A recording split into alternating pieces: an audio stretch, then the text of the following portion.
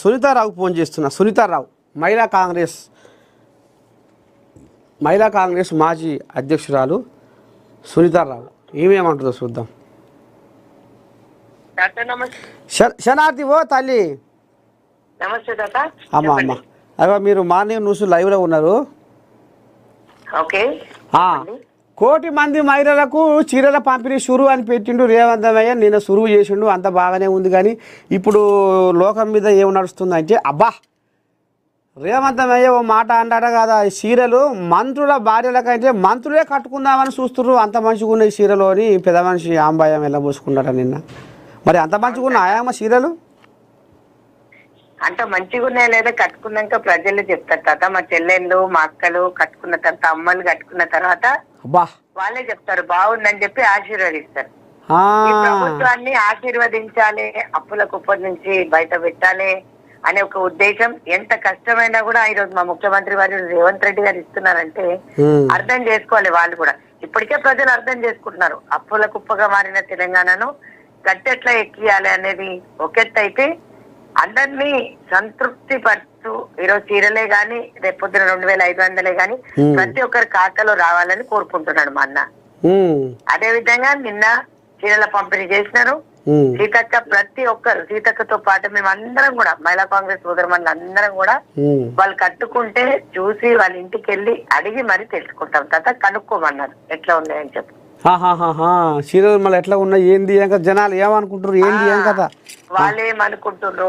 ఇప్పుడు వాళ్ళలాగా సూరత్ నుంచి చీరలు తెచ్చి 30 రూపాయలకు 60 రూపాయలకు 100 రూపాయల లోపల ముష్టి చీరలు రేషన్ షాప్లలో పడేలేదు కదా. మేము మంచి చీరలు నేర్పించి ఇచ్చినాం. చేనేత కార్మికులతోటి వాళ్ళకు కూడా ఉపాధి కల్పించినాం.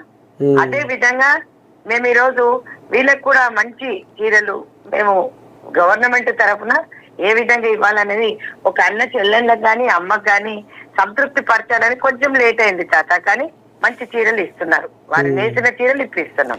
కానీ మరి ఇంకో మాట తల్లి, వెనకడికి కేసీరావే చీర ఇస్తే బతుకమ్మ చీర అని ఇస్తే అది ఊర్లో పోయి ఈ బర్లకు తాళ్ళు వేయలేరు, నారు పంచేసేందుకు ఆ నారు వాడిర్రు గిట్ట ఈ రకంగా వాడి మరి మా మాటలు వాడరు తల్లి. మరి అందుకనే జర ఇచ్చినా వెనక ముందు అయినా జర మంచి చీరలే.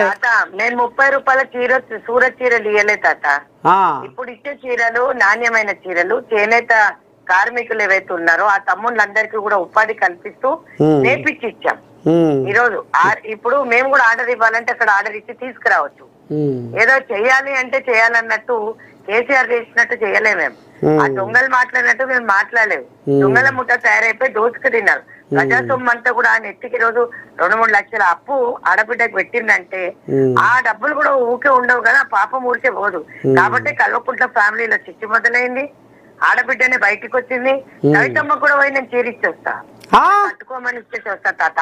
ఓ అమ్మ, మరి నిన్న పాపం సింగరేణికి ఏం పోతే ఆమె అరెస్ట్ చేసిట మరి బియ్యడం ఉందో ఏం కథ తాత.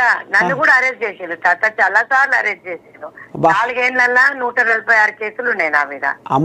సెక్రటేరియట్ పోతేనే అరెస్ట్ చేసిండ్రు, డీజీపీ ఆఫీస్ పోతే అరెస్ట్ చేసిండ్రు. ఇంట్లో నుంచి బయటికి రాకుండా అరెస్ట్ చేసి తీసుకుపోయి పోలీస్ స్టేషన్ లో కూర్చోబెట్టిన రోజులన్నీ చూసి వచ్చిన. ఈ రోజు ప్రభుత్వంలోకి మంచి తీర్పు ఇచ్చిన ప్రజలందరికీ కూడా ధన్యవాదాలు తెలియజేస్తూ అదే విధంగా వాళ్ళని సంతృప్తి పరుస్తూ మా అన్న తీసుకున్న నిర్ణయాలన్నీ కూడా రాబోయే కాలంలో వాళ్ళకందరికీ కూడా బీఆర్ఎస్ ఇంకా కథం తాత. జూబ్లీహిల్స్ లో ఎక్కడైతే మేము గెలిచామో ప్రతి దగ్గర అదే పెద్ద వేస్తాం, అన్ని హామీలు అమలు చేస్తాం. అమ్మా ఎంత ముద్దుగా మాట్లాడుతున్నావు తల్లి. ఇప్పుడు కేటీ రాములకు నిద్ర పడతలేదట. ఇప్పుడు తవ్వ పట్టిండు. మన తప్పు ఏడ జరిగే ఎందుకు ఓడిపోతుంది, జూబ్లీహిల్స్లో జరిగిన తప్పు మన జరగొద్దని ఇప్పుడు జిహెచ్ఎంసీ ఎన్నికల మీద ఇప్పుడు నజరు పెట్టిండట. ఎట్టు పడి మనం మన దమ్మేందో చూపియాలి. తాత ఆయన ఫామ్ హౌస్ లో నుంచి వెళ్ళాడు వాళ్ళ నాయన.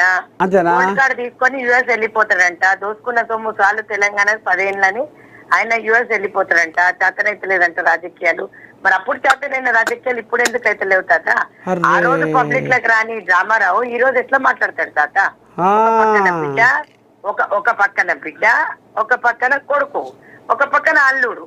ఎంతసేపు మా మీద బుద్ధలు చల్లుతున్నారు కానీ ప్రజా సమస్యలు మాట్లాడుతున్నారా తాత? ఎక్కడైనా చెప్పండి, మాట్లాడుతున్నారా? ప్రజా సమస్యలు మాట్లాడట్లేదు కదా. వాళ్ళకి ఏమన్నా తక్కువ అయితే మీరు వచ్చి మాట్లాడాలి. ఎంతసేపు మా మీద బుద్ధడమే తప్పిస్తే 10 ఏళ్లలో దోసుకున్న సొమ్ము అంతా కూడా ఖచ్చితంగా కక్కించి ప్రజల సొమ్ము ప్రజలకు ఇస్తాం తాత. 100%. ఇప్పుడు జిహెచ్ఎంసీలో కూడా ఆ, ఉమ్. చెప్పండి తాత. జిహెచ్ఎంసీ ఎన్నికలు కూడా మంచిగా అయితే ఖచ్చితంగా కాంగ్రెస్ డంకా మోగిస్తారు. మరి బీజేపీ వాళ్ళు కూడా ఈసారి మేము యుద్ధానికి సిద్ధం ఎట్లా కావాలనో అవుతాం, ఇక ఇది ఓతపాయ కానీ జిహెచ్ఎంసీలో మా తడాకా చూపిస్తామని ఇప్పుడు అక్కడ బీజేపీ కోళ్ళగా కూడా బాగానే ఎగురులో చూపించింది కదా తడాక, పెద్ద పెద్ద మాటలు మాట్లాడిండ్రు. ఎప్పుడు బీసీ నాయకులకి గాని బీసీ వాళ్ళకి గాని పెద్దపీట వేయని పార్టీ, మైనారిటీలను కన్సిడర్ చేయని పార్టీ రాదు తాత, రాదు కాక రాదు. రెండోది, ఒకప్పుడు చాలా ఈజీగా వచ్చింది, ఇప్పుడు కులం పెట్టుకుని ఎవడు పుట్టాడు తాత, హిందూ వాడు ముస్లిం అని చెప్పి కులాల మతాల పంచాయతీ పెట్టినంత కాలం వాళ్ళకి ఏ సీట్లు రావు తెలంగాణలో కాదు ఎక్కడ రావు. ఎందుకంటే కుల మతాల పంచాయతీ బంద్ చేయాలి. ఇబ్బంది గుర్తు కూడా రాలేదు జూబ్లీస్ లో అంటే అర్థం చేసుకోండి తాత. వాళ్ళు ఏం చేసింటే జనాలు ఓటు వేయకపోయింటారు. ఇప్పుడు ఆయన ముస్లిం ఈమె హిందూ అని తాత పుట్టినప్పుడు అందరు పుడతారు, పుట్టినాకనే కులాలు సరే వాళ్ళకు ఆ కులం ఉంటే మనకి కులాల పంచాయతీ ఎందుకు పెట్టాలి తాత? కేవలం హిందుత్వం పేరు మీద ఈ దోసుక తిన్నారు. కానీ ఇప్పుడు మాత్రం ఖచ్చితంగా ఏ ప్రధానమంత్రి చేయనంత అప్పు మరి వాళ్ళ ప్రధానమంత్రి చేసిండు. మరి అక్కడ వాళ్ళ నాయకుడు కూడా ఇప్పుడు పిసిసి నాయకుడు మార్కెట్ లో ఉన్నాడు, బీజేపీ కూడా ఒక నాయకుడు ఉన్నాడు, అగ్రకుల నాయకుడికి స్థానం ఇచ్చాడు. కానీ మరి రేవంత్ అన్న 42% బీసీ రిజర్వేషన్ కి ముందుకు వచ్చినాడు, ఎస్సీ వర్గీకరణకు ముందుకు వచ్చినాడు. అదే విధంగా మీరు చూసినట్టయితే అందరికి ఈక్వల్ గా సరి సమానంగా క్యాబినెట్ లో కూడా ఇచ్చినాడు. ఇంకేం కావాలి తాత? ఇప్పుడు రాబోయే కాలంలో కూడా బీసీకే పెద్ద పీట ఇస్తుంది. అంతేనా? పక్కా చూడు తాత ఎంత మంచి రిజల్ట్స్ వస్తాయో. నేను ఢిల్లీలోనే ఉన్నా, మీకు లైవ్ లో ఉన్నా, ఇక్కడ నుంచి నాకు తెలిసిన మాట నేను మీకు చెప్తున్నా. బీసీలకి ఎస్సీలకి ఎస్టీలకి పెద్ద పీట వేయాలని చెప్పేసి మా పెద్ద నాయకులు అందరు చెప్పినారు, కలుపుకొని పోవాలని. అదే విధంగా మా ముఖ్యమంత్రి వర్యులు రేవంత్ రెడ్డి గారు ముందుకు పోతున్నారు. అదే పాటగా మేము కూడా పనిచేస్తున్నాం. ఓ బీసీ బిడ్డగా తొందరగా నువ్వు కూడా నన్ను కూడా చూస్తావు తాత. అన్న నాకు కూడా మాట ఇచ్చిండు. అంతేనా? సంతోషం తల్లి, చల్లటి వార్త చెప్పినావు, సంతోషం. రావాలి మీరు కూడా, ఇంకా ముందు మంచి మంచి కార్యక్రమాలు చేయాలి, ఇంకా జనాల నాలుకల మీద మీ పేరు నాట్యం ఆడాలి. సునీత రావంటే ఇప్పటికే తెలంగాణ ఫైర్ బ్రాండ్ అని తేలిపోయింది. వాళ్ళ ఆశీర్వాదం తాత. నేను పని చేస్తున్నా, కష్టపడుతున్నా, పార్టీకి చూస్తున్నారు. పార్టీ వాళ్ళని కూడా ఇదంటే ఏమంటే ముఖం మీదనే మాట్లాడతామట ముక్కుసూటిగా. అంతే తాత. ఇప్పుడు నేను ఒక కార్యకర్త ఉండిపోతే నాకేమి ఇవ్వకుండా పర్వాలేదు, కానీ పార్టీ వదిలి నేను ఎప్పుడు ఎక్కడికి పోను. నాకు ఎన్ని ఆఫర్లు వచ్చినా పోలే తాత. కానీ ఒకటి నాకు నమ్మకం ఉంది, కష్టపడే వాళ్ళకి ఎప్పుడు పెద్ద పీట వేస్తుంది కాంగ్రెస్ పార్టీ.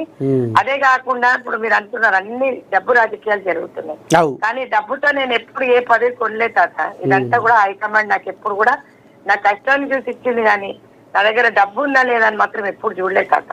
అందుకు నేను ఏ రోజు కూడా సోనియా గాంధీ గారికి కృతజ్ఞురాలే.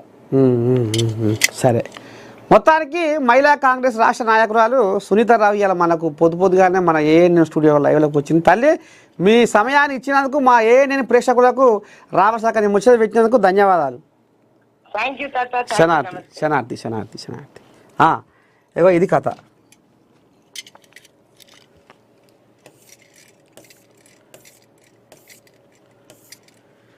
గ్రేటర్